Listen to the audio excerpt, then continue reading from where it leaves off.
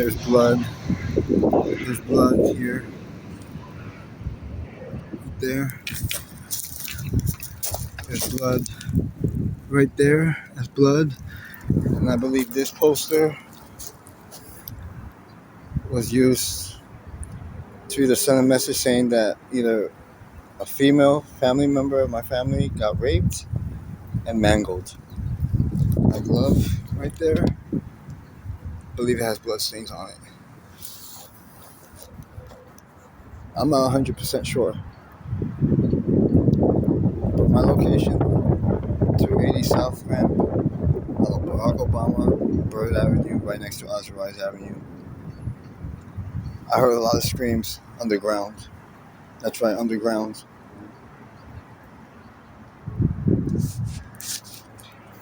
I informed the perpetrators that I would give my life for my family.